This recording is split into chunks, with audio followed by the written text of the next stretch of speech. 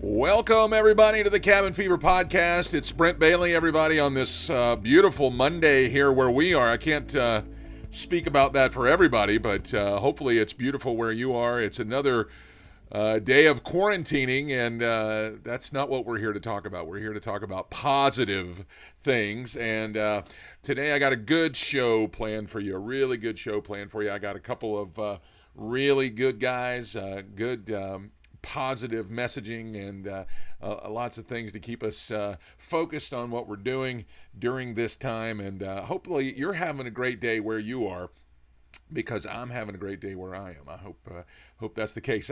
Was looking through some things, getting ready for the podcast today, and we've tried from the very beginning to keep this positive and kind of a break from all the negative things that we're hearing now, COVID-19 ravaging the world. And, in spite of that, we've been hearing some really good stuff. And I just wanted to take a minute or so to share that with you.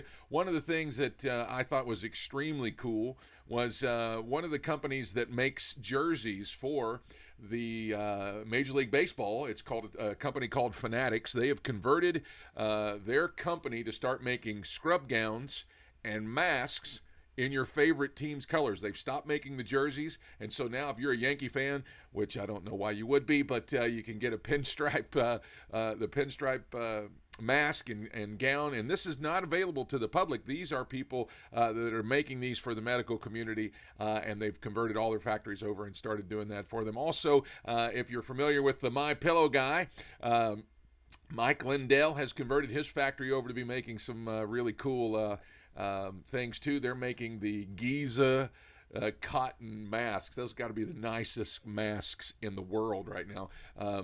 But thanks to those kind of companies, a lot of people are doing some really positive things like that. And then I heard, there's a lot of schools that are out, and parents are really not knowing what to do, and some teachers have been gathering together and doing parades through the neighborhoods of their students just to say hi and to tell them how much they miss them.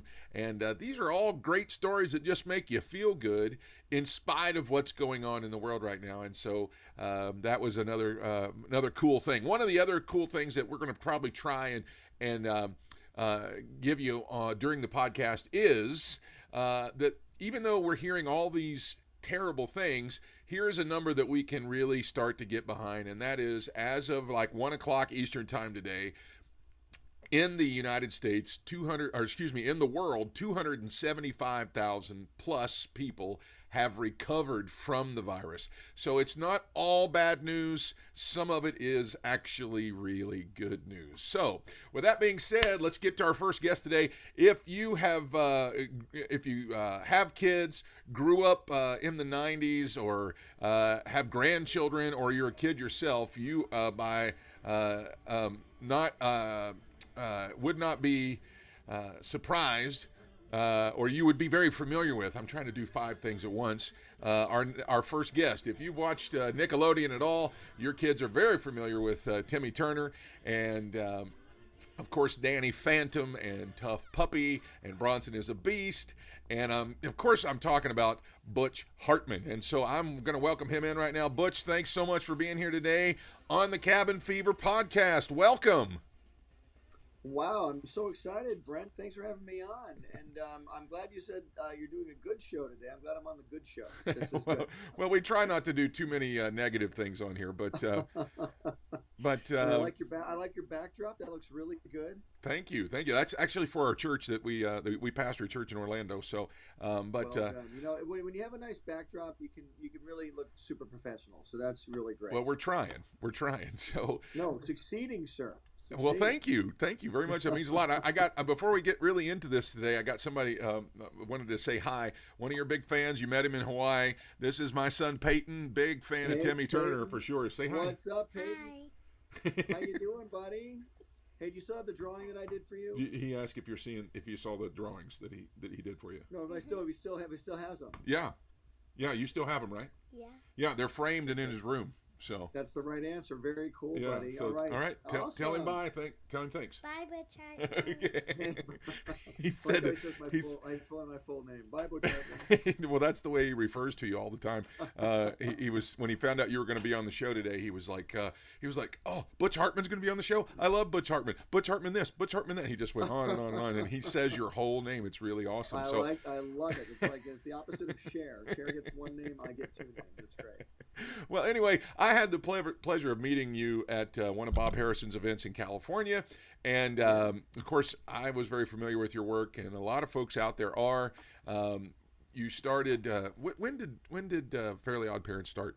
What year was that? I actually sold the very first cartoon to Nickelodeon in 1997, and then it became a full-blown series on the air in March of 2001. We just recently, March 30th, 2001, we just celebrated its 19th year of being on television. It's been on the air for 19 years. Yeah, it seems like I saw an article or something that said it's getting ready to celebrate 20, and that people are having a hard time with that. Yeah, 20 is a big one next year, and I can't even believe that much time has passed. Yeah, we premiered in March 2001. My life's never been the same. It's just been a joy. And if anyone out there can ever make something that you can work on that you love, I highly encourage you to do it. Because when you love what you do, it's not work. That's the most amazing thing. That's right.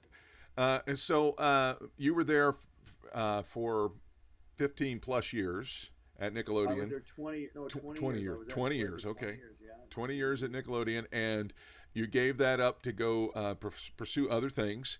That's really kind of what I brought you on today to talk about was, you've had this illustrious career. People are worldwide are familiar with your work. Let me just tell you, I know you already know this, but let me just tell you from my perspective, I'm in line one day at Magic Kingdom, or maybe it was Hollywood Studios, and the line was so long that we started playing Heads Up, the game from Ellen, you put the phone up there and you got to guess what and 3 in a row were your works. It was characters. It was Cosmo and Wanda and Timmy, and I think it was just the term Fairly Odd Parents was on there. And so cool. Yeah, and I was like, you've made it when you're on a Heads Up. I've been a Jeopardy question a couple times too. Is that right? Wow. Yeah. So you left this career, and you go out and you feel like the Lord's leading you to go start this new venture, and we're going to get into that. But let's talk about that first. Actually, you felt like you needed to go and start this new venture. Let's explain what that is. Yeah. Well, I want to first of all just say how grateful I am to have been involved in entertainment in any capacity. If I can ever influence kids in a positive way, families in a positive way. I grew up on family-friendly entertainment.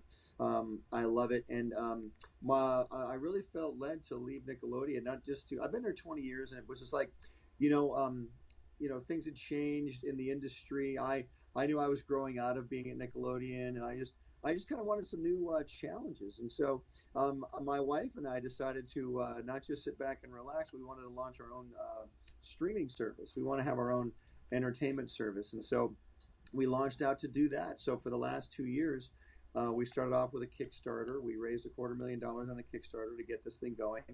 That money went very quickly because launching a streaming service is a very expensive venture. But we are now just in the capital raise phase of raising money for this brand new venture. Okay, so that's kind of what I wanted to get into was the little bit more of the journey there, because when you're starting something new like that, now we don't have to talk numbers and all that kind of thing, but it is a little bit overwhelming of an experience because it is so big, and it's such a big project, and you really felt like the Lord was telling you to raise the money instead of just you doing it yourself. And I don't want to tell your whole story here, but in that caused some ripples. I don't know if that's the right word. Ripples in the world that you live in, that you had to, you're going to do this. You kind of put your name out there, but then you have to find the faith to raise this money. Oh yeah. Because it's like, people think just because you're in Hollywood, you instantly have access to bajillions of dollars. And, I have a lot more connections than I used to have. You actually don't. I have a lot more connections than I used to have. I really felt my wife and I felt really led in our hearts that we weren't to fund this thing on our own. We had to start involving other people.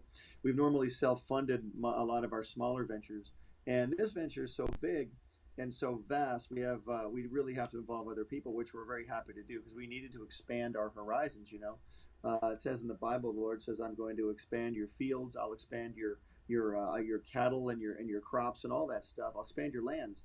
And so our land has to be expanded. And in the book of Acts, Paul says that he was when Paul's in a shipwreck, he's in the shipwreck. He's doing all these all these horrible things are happening to Paul. But in the back of Paul's mind, it says, an angel of the Lord told Paul he was supposed to appear before Caesar.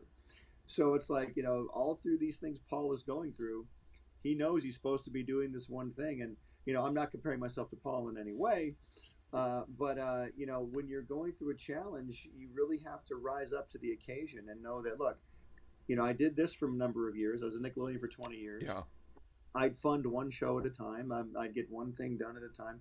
But now I want to do many things at a time and have many people involved at the same time. So it's a much bigger venture, and it's real exciting. And we're really, really excited for it. It was a venture. I could be wrong on this, but was it a venture into something that was unknown at that time? Well, I know you know the business side of it, but a new. Yeah. Well, no, I know the business side of it. I know how to write stories. I know how to make shows. But how to run a giant company like this is going to be almost a Disney Studios level endeavor. Now, we're not going to start off and become Disney overnight. We know that, nor are we competing against Disney or anything. But we do want to have such a variety to our programming and to our entertainment choices that we hope that eventually we do become something that's as worldwide or as influential as a Disney. Now, again, I'm saying all these things way before this is even going to happen. This is just my dream and my vision. But we want to have a very big studio that can employ many people to get their dreams accomplished. Right now, and I know we're spending a little time here on this, but I know that there's just so many people right now that are facing an unknown. They're facing an overwhelming set of circumstances. Not just the virus, but some folks are laid off, and some people are furloughed, and some people have lost their jobs completely, and it feels like an overwhelming place that they're at right now, and I know that it's sort of apples and oranges, but an overwhelming situation is an overwhelming situation no matter how you cut it. Yes. And so let me just ask you this: what were some practical things you were doing to keep yourself centered in a time like that? Right now, what we're doing is I am focused on my work. I always get up and I dress for work. I have an office that I rent. I come to my office, obviously. I don't just stay at home. This is just me. I'm not saying anybody else, but for me, I need to keep getting up and keep making ideas happen. I need to keep production going on. I have a YouTube channel. We're constantly putting out YouTube videos. We are constantly traveling. The travel's been curtailed a little bit because we were traveling all over the country to meet different investors and different people that we could connect with, but and people that we want to bring on board this venture. But all that's kind of been stopped by the virus situation. But right now, we're still making phone calls. We're still doing Zoom calls. We're still doing meetings over the internet.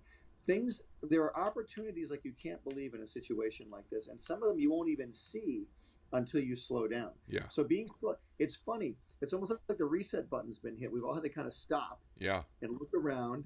And I went, wow, you know what? My house is really dirty. I got to clean this out. So I went, boy. So just getting your house in order, getting your ideas and your thoughts in order. I never knew I knew how many. I knew so many different ways to make pasta. This is exciting. I'm making all these different pasta dishes now. But I will tell you though, there's an opportunity around every corner in this situation. We need to be people, as we know from Bob Harrison, that increase and not decrease in this situation. Yeah. Look for deals. Look for stocks you can buy that are very low. Look for houses. Look for homes that are very low priced coming up here. Look at opportunities. Like, what do people need right now? How can you fill that need? I'll tell you one thing. Entertainment. What I do is recession proof. It's like people need entertainment now more than ever. So that's what I'm doing, is producing as much as I can. Yeah. Yeah. So you went through the Kickstarter campaign, you raised the funds, it was a real miracle story, and one day we'll have you back on and let you tell the whole story when we have some time to do that. It's a good story. It is a great story. It'll make you stand up and put your hand over your heart and be like, oh God, it's so good. you get through that. Now you're in the capital raising campaign to really push this thing. I got it up on the screen right now. It's called Oaxis Entertainment. Tell us how you came to that name. My card's called. This is backwards, but it says Oaxis Entertainment. Yeah, actually on our side it looks perfect. So. Oh, it does. Yeah, it looks good. That's it. Oaxis Entertainment. We're excited about that. It's an Axis. Basically, it's Oasis and Axis combined. Oasis is a place of refreshing and comfort, and Axis is a point of strength around which everything revolves. And so we want to be we're a family-focused entertainment service, meaning, anything you can sit down and watch with your family, we're going to have it on there. That's our goal. All right. And so the next phase for you with that, you're raising these funds. If people want more information about it, where do they go? They go to oaxis.tv. That's oaxis.tv. Let me see if I can put it up there. You can even see that, oaxis.tv. And you can find us there, very easy, oaxis.tv. We have a website, and you can find me all over social media. But we're real excited about this. And guys, listen, this might seem like a big, impossible thing. How can you raise all this money? How come it's so hard for you? It's Butch Hartman. You can do anything. Well, you find when you're raising money that everybody's raising money. Not everybody wants you to raise your money first. It's like, okay, there's a lot of competition out there, but life is about making things happen. And so, listen, I know that Mark 11:24 in the New Testament says that whatever things you ask for when you pray, you believe you receive them and you will have them. You say to this mountain, be removed and be cast into the sea. So you speak to the obstacles that are in your way. You want things to happen instantly. It just might, but sometimes it's the climb that builds the strength that you're going to need when you get to the top. And so, it's that pushing through that will really, really build your perseverance. Amen. Butch, we just want to thank you so much. We know you got a lot going on there in the office, which your office looks awesome, by the way. I mean, just seeing that's just just a little one bit wall. behind you. That's just the one wall. Yeah, I have plenty other drawings. I could show you. I'll give you a tour next time. I wore my Star Wars shirt today just because I got you and Brian coming on today. So. Oh, we're nerds. That's right. We're total. Yeah, I'm a nerd. I don't have any Star Wars. I have a Jorgen von Strangle here. This is Jorgen from. Oh yeah. There he is, Puny Fairy, right there. I have him. That's about it. So super cool. Butch, thank you so much. We're going to be continue praying for you and praying for Oaxis to really just to get everything you need to get done and all the connections to be made. And we can't wait to see it and look on our TVs and see it coming up. So. Well, Dave, Brent, thank you so much for having me on, and just everyone stay positive out there. This is very temporary, and you guys are going to get through this. And my best to everybody. Okay. All right. Thanks a lot, Butch. That's Butch Hartman, everybody from Oaxis Entertainment and formerly of Nickelodeon. And man, what a great guy he is. And so we're so glad to have had him on and honored and respectful of his time. I'm sure there are a lot of people that are watching right now that probably grew up. I know when I was this morning I'm trying to do two things at once here.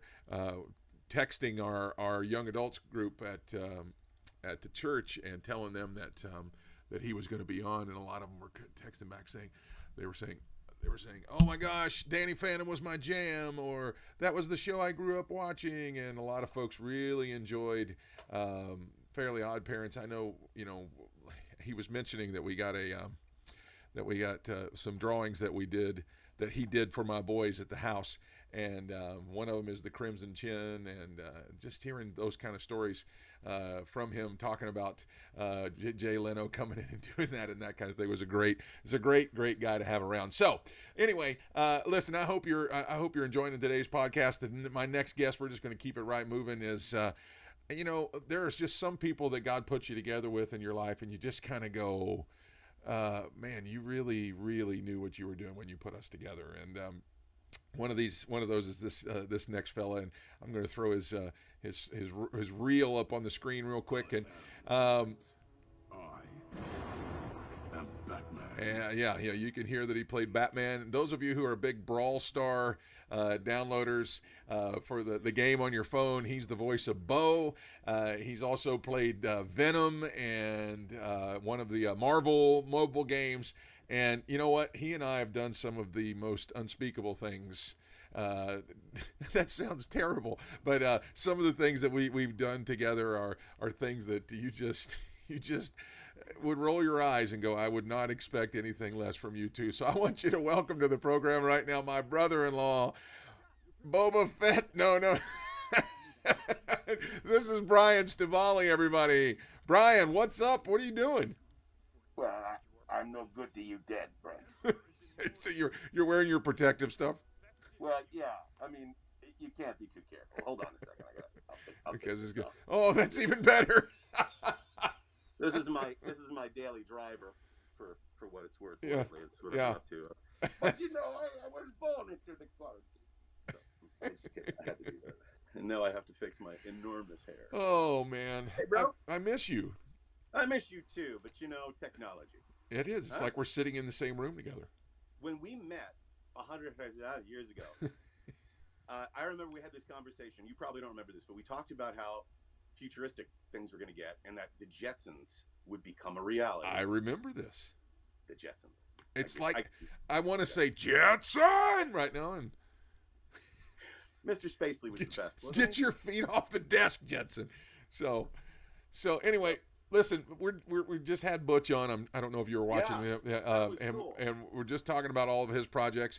I could get into a long laundry list of projects for yourself. In fact, actually, let me throw that up there right now. There he is playing Venom on the screen. That just happened to pop up while I was talking to you. Brian's played a lot of video game characters. He's been in a lot of shows off Broadway. He's also traveled around the world playing things, and then he met me, and we started doing some really awesome things at Bob Harrison's Increase events, and that's the high watermark for his life. Pretty much, yeah. Actually, it was the test. It was the test that proved that you could really, where you could draw a line in a Christian conference crowd. We've figured that out for you. So if you ever need to know, as an entertainer, as an MC, or someone who's working at a Christian conference, it doesn't even need to be a church conference. It could be just an Achievers conference like we do.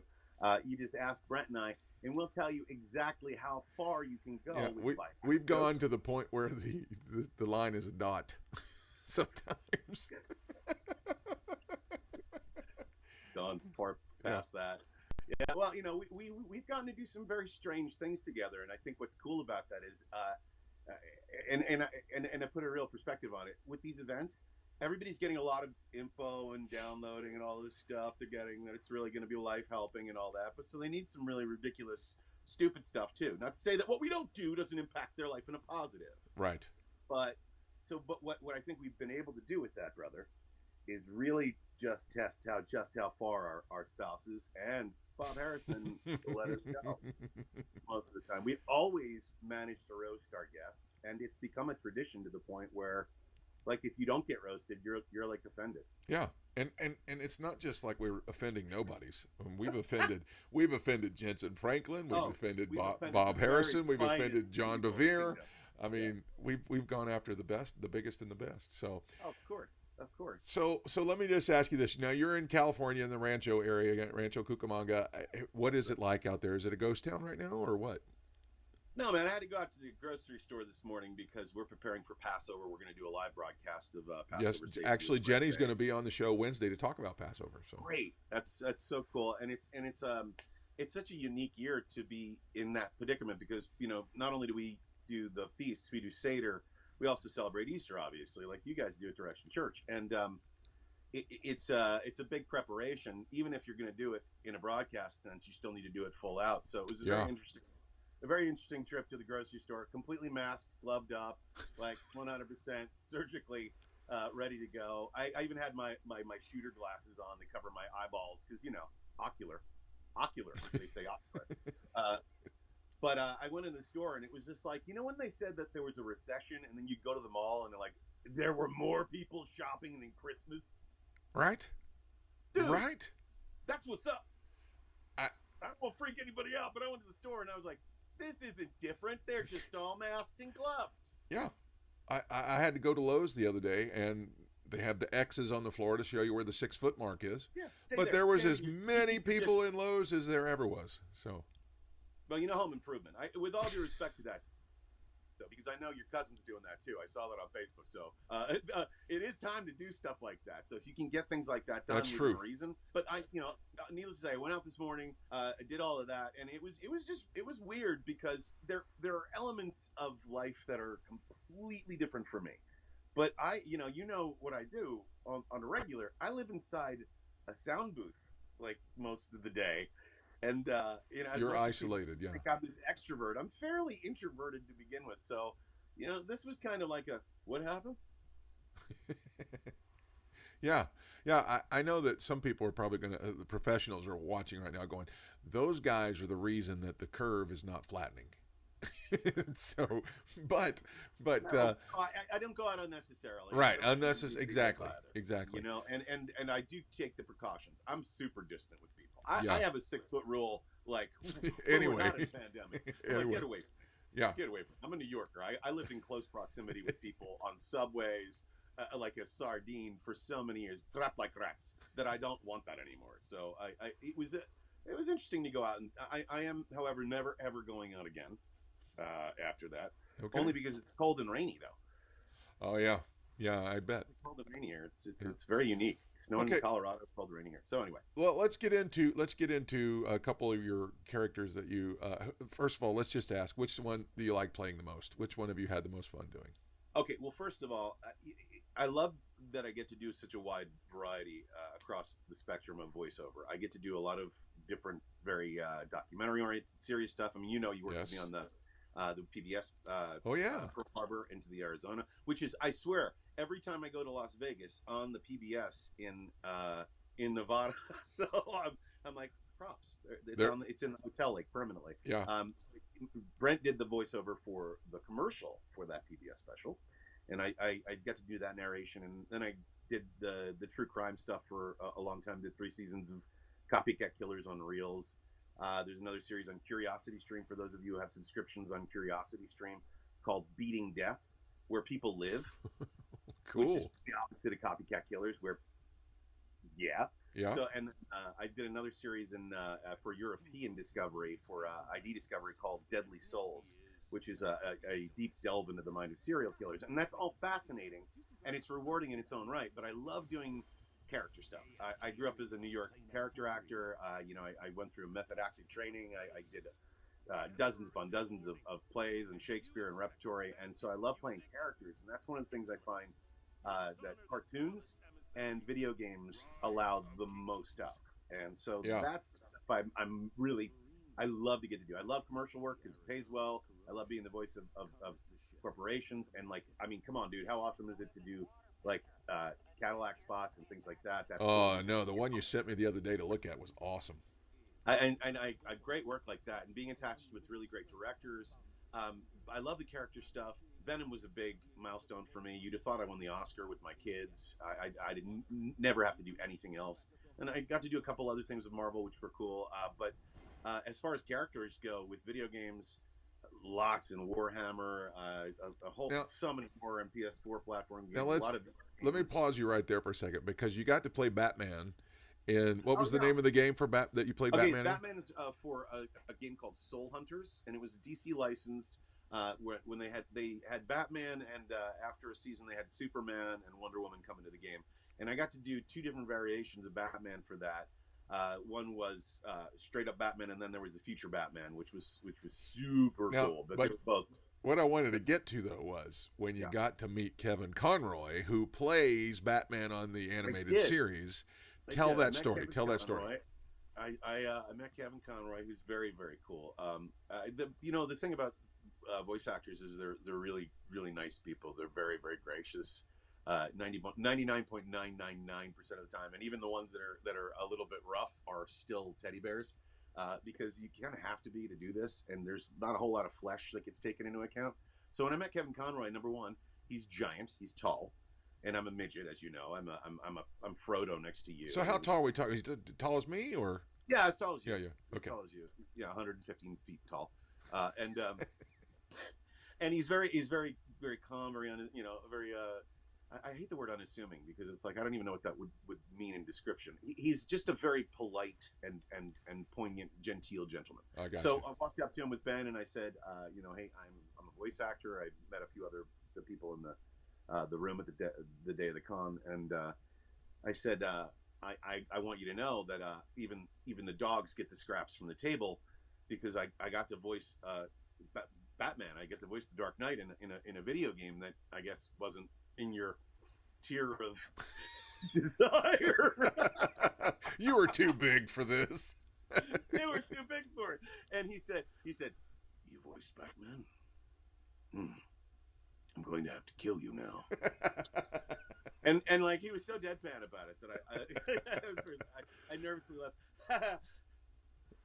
And it really turned into, we must go now. Yeah. Then he stood up and you really, yeah. I feel but he's a really sweet guy. He's cool. I think it's awesome that they used him in the DC. Oh yeah, the crossover thing, that was pretty cool. The crossover, that was cool. But that was a great benefit to play that. But all the video game stuff is neat. All of the cartoon stuff is neat. All the character stuff is neat. Commercial stuff is neat. But what I really love to get to do, believe it or not, above everything else, is ministry stuff. And because I get to do so much in the secular that pays the bills, that fulfills the creative arc, I get to sow a lot into the kingdom. So I get to give my voice to certain ministries that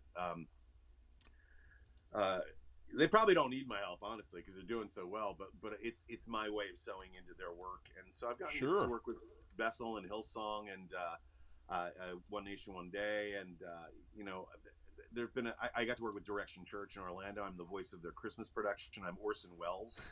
Did you know that? Who are you talking about? The richest part of the production. Yes, that was awesome. That's true. But you did use that, right? I did. I texted you and I said I need an Orson Welles type narration just for the beginning, and you nailed it perfectly. So most of my people that are watching right now are probably going, "When was that?" That was the one we did 3 years ago. It was called The Innkeeper. We haven't done it since, but we may bring that back. But anyway, what I was going to say is though you and Jenny, pastor in LA, and I know she does more of the speaking, but you guys are doing it together. I've been watching you the last couple of Sundays. Talk about King of Kings Community Church there in LA. Oh, I'd love to. Thanks for asking about that. So it's the first United States plant of King of Kings Ministries and King of Kings Community Jerusalem, which is we call our home church when we lived in Jerusalem. Jenny and I found this wonderful community, a community of believers that just worship the way we worship and had the same heart. And at the time, we had been so regularly involved in ministry that we never got to sit down. And so it was really the first church in ages where we sat and were in the congregation. And Pastor Wayne and Ann Helsden were the pastors at the time. They're pastors emeritus now, as you know, over it. Now it's Pastor Chad Holland. And they were just so sweet and wonderful to us, and didn't bother us. And then they let us kind of grow into the work. So we became attached to it very naturally. And coming here and planting it here in LA has been a no-brainer. They're reaching out across the world right now. We have churches in Germany. We have we have a church in the Philippines. We have a church on the East Coast, a connected church in Boston, and about 16 inside of the state of Israel. But what we do in LA is when we meet regularly in Griffith Park. I'd say 50% of our community are entertainment industry, mainly voice actors. Ironically, you attract what Imagine you are. that. But it's so cool because the people who come to our congregation, I won't say their names, but we have a baby Muppet, and we have somebody from Darkwing Duck. We have a Disney family member. We have one of the original Teenage Mutant Ninja Turtles, the Tick.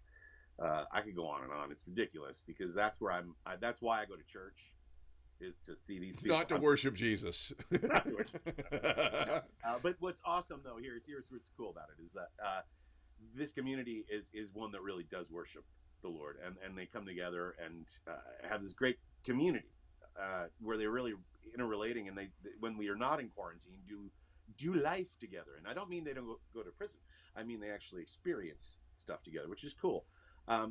What I find to be so neat about the congregation and what we get to do there is that my wife's the pastor, as you know, right. Jenny, your sister-in-law, and she is magnificent in the richness and understanding and revelation of the word. But we really dig into Hebrew roots. We look at the background of where we come from in order to know where we're going. And I appreciate that you do a lot of teaching with that as well. You saw when you came to Israel with us a couple of years ago that it changes things when you understand the economy, the culture, the language, and see the people and see the modern day representation of what was and is. It makes the Bible truly come alive. So we teach that on a regular basis, and we have a rich messianic fabric, but we're not messianic. Like, we're a nice bridge between people who are interested in Hebrew roots but don't want to become like Orthodox Jews. I got you. So speaking of going to Israel, you got a trip planned, and I know it's been pushed off because of the events in the world right now. Right. But I heard Jenny speaking about it yesterday during the service online, that it's pushed off to September now. Is that right? Yeah. Yes, that's correct. Yeah. Are you going to come? Maybe. Do you know? I mean, I would love to go back. I had a great time when we were there. It's one of the best. It's one of the best and most affordable trips, and yet you still hit everything that all the big, $5,000, $7,000 trips hit. Brian and Jenny do it at a very affordable rate, and it's September what? What are the dates on that again? I don't know. That's my wife. I just put you right on it. You know what? She's going to be on the show on Wednesday. We'll talk about it. She'll give you a full breakdown of it, but I do know that it's probably going to be. I know that we're aiming late August, early September, because it's a nice time of the year to go. And it's, anybody who's paranoid about the winter cyclical value of what we're dealing with right now, it's not going to be an issue because the fall is still warm there. So we're looking at that. The rates were great. She said that obviously airfare anywhere you can get right now. We checked it while you guys were talking about it Sunday. We checked it, and out of Miami, it was $500 round trip. I mean, it's just ridiculously low right now. So that's unheard of. Yeah. And just to point out with that, there are going to be elements of this, and this is where the positive really comes in all of this stuff. Is that it's crazy. It's not normal, but we're going to have benefits and opportunities that come out of this. Yeah, and that's what Butch just said. Oh, cool. That are really, and that's what, going to squint your eyes and look closer, have faith, be intelligent, use common sense, do follow the instructions, but also, listen to the word of God is what I would say to people right now, right? Like, don't listen to the news as much as you're listening to good, godly influence. That's right. Don't like if you have on CNN or Fox or MSN or Bloomberg for whatever it is, or OAN apparently. If you have any of those on a regular, you should put the Mandalorian on. There you go. Brian, thank you so much for being here today. I love you so much. You are the only brother I've really ever had that is like a brother. You know what I mean? Like, I'm an only child, so you're my brother. And so brothers don't shake hands. Brothers got a hug. So big hug. I love you, brother. Love you too. Have a great rest of your day. Tell Jenny hi, and I'll be in touch because she's on the show on Wednesday with your friend Saverio. Am I saying that right? Saverio Corsini from Bari, Italy. Yes, he's going to be on and talking about what they've been doing over there. So big deal. Tune in for that one. It's going to be a great show. All right. Have a great rest of your day, Brian. That's Brian Stivale, my brother-in-law, and really brother. He is a voice actor extraordinaire and just an all-around good guy. And I'm going to hang up on him now. So anyway, guys, listen, I know we went over a little time today, but listen, we're just trying to give you a break from all of the craziness that's going on right now because there's a whole lot of it. If you want some more information on Butch Hartman's organization, just go to oaxis.tv. You can also look him up on Facebook and Instagram and all those kind of things. So, you want to join me on Wednesday? We got a great show planned for you. Jenny Stivale, Brian's wife, my sister-in-law, is going to be here. She's going to be talking about Passover, which is Wednesday. So she's going to be talking about that. Then Saverio Cassini is going to be here. He's a pastor in Italy, and he's going to be talking about what his church has been doing in the midst of one of the worst outbreaks in the world. And some of it is absolutely heart-touching with what they've been going through and what they've been doing over there. So, with that being said, I pray that you have a great rest of your day. Go out, beat the cabin fever, get outside, and enjoy the sunshine. We love you guys so much. We'll see you Wednesday at 2:30 for more of the Cabin Fever podcast. Have a great day, everybody.